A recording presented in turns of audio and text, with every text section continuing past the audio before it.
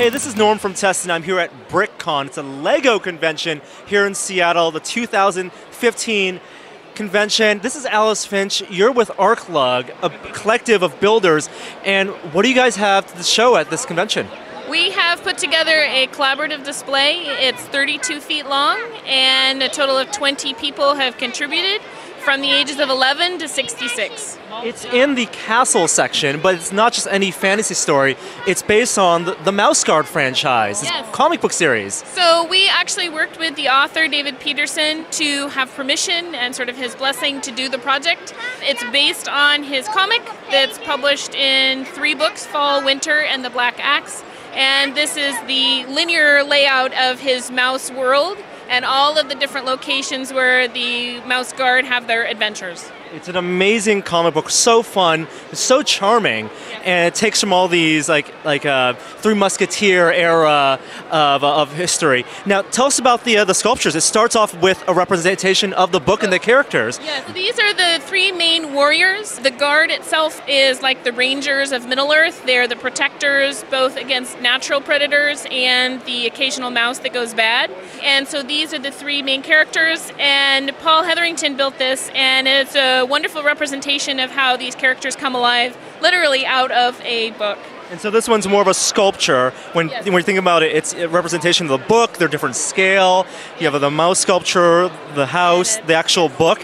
And then when you move on from that, we're talking about something that isn't exactly minifig scale, but it's mouse fig scale. It is mouse scale. Yes, so this is barkstone. It's within the roots of a tree, and so the house style here is very prim and proper. Everything is tidy.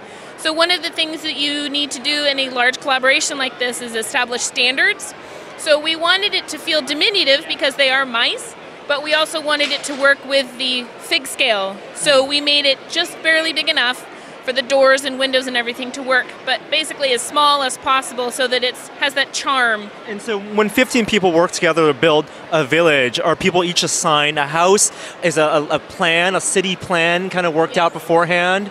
So in this case, we did a layout of how the terrain was going to go up so that we could see some of the back houses better.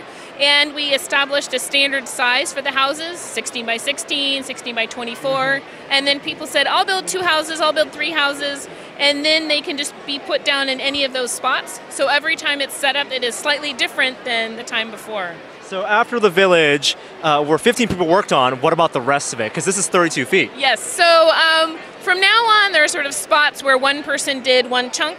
So for example, Anu Pearson did this transition from Barkstone to Lockhaven.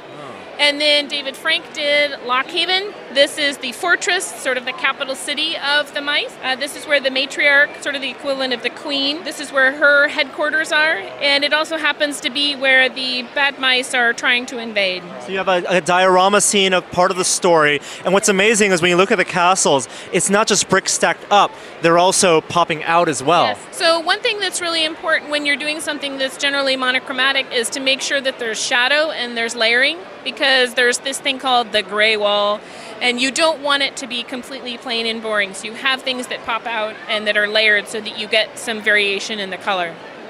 Beautiful. Structurally, is it mostly a facade and then just as much reinforcement as possible on the inside? For something like this, you're building it so that it is modular and comes apart as easily as possible so that you can transport it.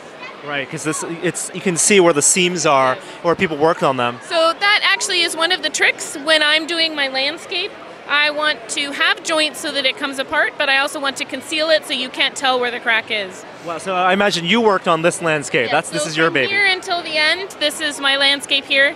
It's a beautiful texturing on here. It really looks like the way rocks can be layered, and there's so much unevenness, but it's really just all Lego blocks. Right. So in this case, I wanted the landscape to really stand on its own. I wanted some open space so that you felt the scale of the mouse. And I also wanted to have some elevation change because it needs to be interesting all on its own. So in this case, it's an awful lot of brown plate and plate wedges to make this up and down work. And then we move on from this like mesa-esque area to you have water and then cliffs, each requiring different types of building techniques? Yes, so the rock style originated from the landscape itself. It's all studs up plates, and I wanted the rocks to be within that same thematic style. So I came up with the idea of this layering of rocks and the shadows that those layers create. You've done some really big scale Lego projects before. I think we met you at Bricks by the Bay last year where you had this beautiful Rivendell from Lord of the Rings. When you tackle a new project, you're building it in a fast time for a convention, for an exhibition. Are you trying to introduce new techniques and kind of push yourself every time? I think that's part of the challenge of why this is always creative. There's always something else you can do. In this particular case, I wanted there to be a consistent style, and this is a very different kind of build than Rivendell or Hogwarts. And so it needed its own technique, its own style, and sometimes you don't necessarily intend for that to happen, but it just comes about as the experimentation of what's going to work well for any particular situation. And I gotta ask, how many pieces across the whole thing? It's really hard to estimate, but I would say 150,000 to 200,000 pieces. And it took you guys how long? Most of the building took place within 3 months. The first time it was displayed was at Emerald City Comic Con earlier this year.